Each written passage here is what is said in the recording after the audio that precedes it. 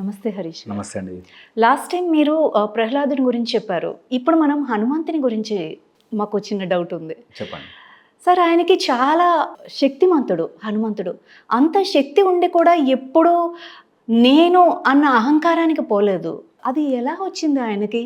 అంటే భక్తి వినయాన్ని ఎలా పెంచుతుంది ఒక మనిషిలో?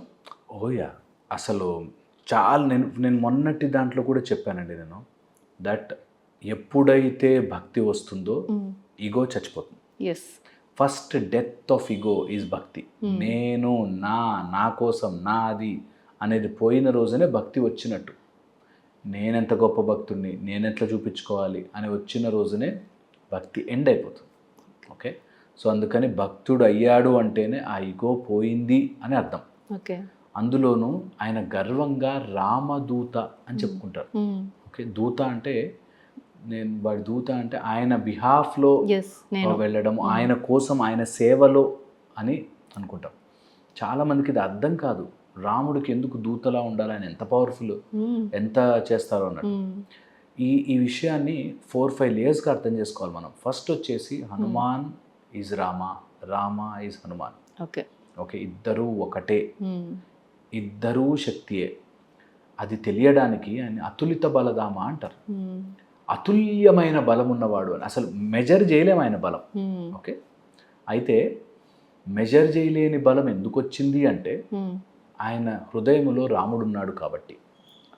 ఓకే, సో బోత్ టుగెదర్ ఎప్పుడు కూడా శివ విష్ణువులు ఒకటి. శివశ్చ హృదయం విష్ణు, విష్ణోశ్చ హృదయం శివ అంటారు. ఆయన హృదయంలో ఈయన హృదయంలో ఆయన ఎప్పుడూ కలిసిమెలిసే ఉంటారు.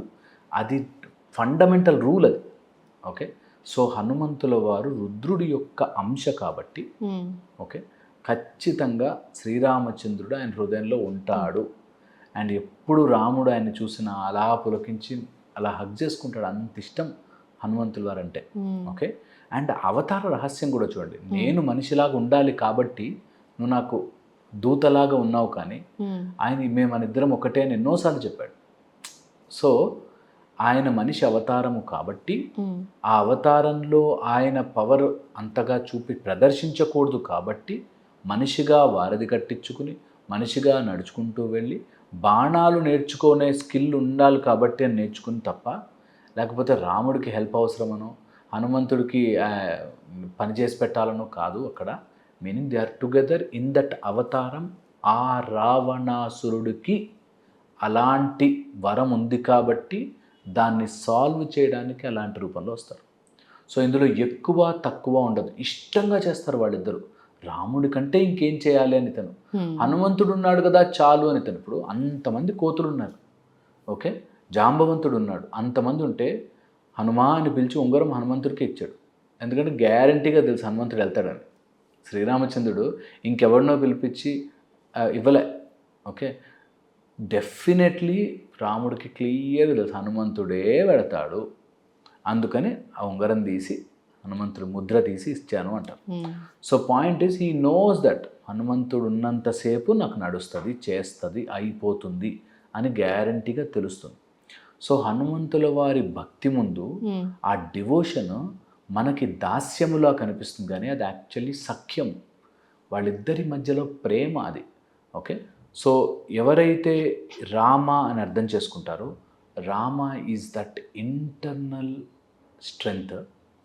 ఆ ఇంటర్నల్ స్ట్రెంగ్త్ని ఆయన ఇష్టంగా, తన లోపల ఉండే ఇంటర్నల్ స్ట్రెంగ్త్ని ఆయన ఇష్టంగా మేల్కొల్పుకుంటాడు అంటారు. అది యాక్చువల్గా రామదూత అనే మీనింగ్ ఏంటంటే తన లోపల ఉండే ఇంటర్నల్ స్ట్రెంగ్త్ని అలా ఒక ఎఫర్ట్తో, ఒక స్ట్రెంగ్త్తో తనని నడిపించుకుంటాడు అన్న మీనింగ్తో రామదూత. సో అందుకని ఏదో తక్కువైపోతాడు అనేం లేదు.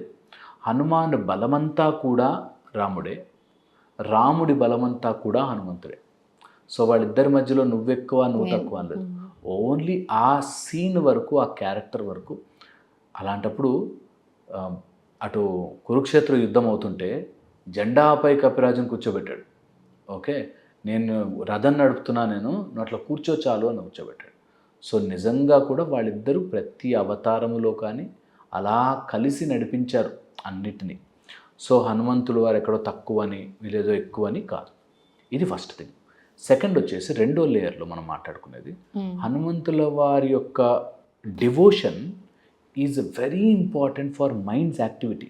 నార్మల్గా కోతి అని రిప్రజెంట్ చేస్తారు. హనుము అంటే జా, వజ్రాయుధంతో విరక్కొట్టినప్పుడు అది జా పగులుతుంది కాబట్టి హనువు విరిగినవాడు హనుమాన్ అని అంటారు.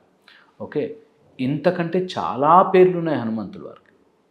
అయితే అంత స్ట్రాంగ్ వజ్రాయుధంతో విరక్కొట్టినప్పటికీ ఆయన చూడడానికి కోతిలా ఉన్నప్పటికీ యాక్చువల్గా వానర అంటాం.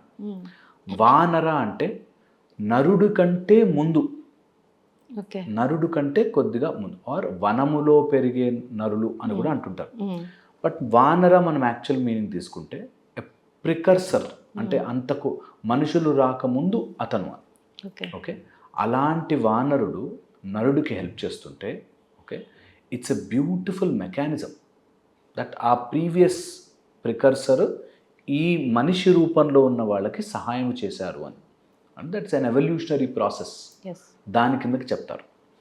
అండ్ హనుమంతుల వారు ఆ కోతిలాగా మనకి చూపిస్తారు, కానీ యాక్చువల్గా చాలా సుందరాంగుడు అంటారు.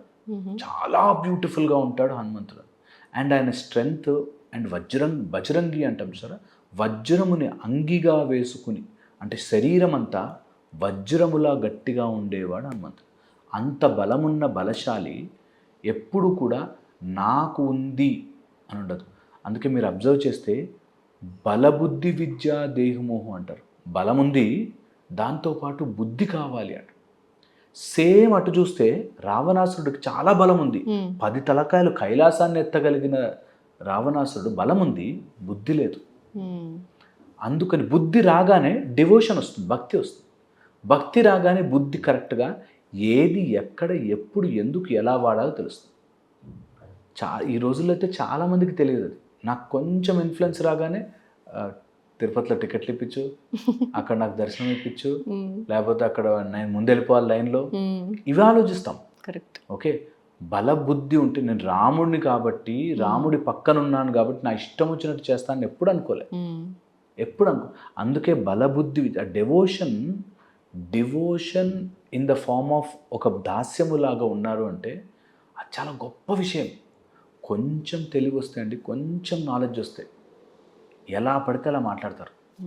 కొంచెం నాలెడ్జ్ వస్తే, కాస్త ఆ సబ్జెక్ట్లో కొంచెం తెలిసిందంటే, రే నువ్వు రా చూసుకుందాము, అవి ఆ బుక్లో ఏమి ఇచ్చాడు, ఈ బుక్లో ఇచ్చాడు, డిబేట్లకు వెళ్తారు. అలాంటిది జ్ఞాన గుణ సాగరుడు హనుమంతుల వారు. సముద్రమంతటి జ్ఞానము గుణము కలిగిన వాడు. జ్ఞానం ఉన్నా వేస్టే, గుణము లేకపోతే. రావణాసుడికి గుణం లేదు, జ్ఞానం ఉంది, ఏం చేసుకుంటాడు అంత జ్ఞానం? బ్రహ్మ అంటారు, రావణ బ్రహ్మ అంటారు. అలాంటిది గుణము లేదు. సో అలాంటి హనుమంతుడిని, డివోషన్ని ఏదో తక్కువగా చిన్నగా అదేంటి ఆయన ముందు ఇలా తలదించుకున్నాడు అని కాదు. He's an higher action principle. This is mind అంటాం. 3 జరుగుతున్నాయి అక్కడ బాగా అబ్జర్వ్ చేస్తే. మన లోపల ఉండే యాక్షన్ పొటెన్షియల్ ఈజ్ రామ. మన స్ట్రెంగ్త్ని ఆపేది మన మైండ్ ఈజ్ లైక్ మంకీ, ఎగురుతూ ఉంటుంది ఒకటొకటి మంకీ. అండ్ మనం ఫైట్ చేయాల్సింది ఒక శత్రువు రాక్షసుడు ఇన్ అవర్ మైండ్. ఎప్పుడైతే మనలోని మైండ్ని ఆ కోతిలాగా ఎగిరేదాన్ని రామనామం ఇచ్చి కూర్చోబెట్టావో, నీకు అది సూపర్ పవర్గా పనిచేసి నీ లోపల ఉండే రాముడి యొక్క పవర్ని కరెక్ట్ దారిలో వాడి నీలోని రాక్షసుని చంపుతుంది. ఆ devotion is very very important.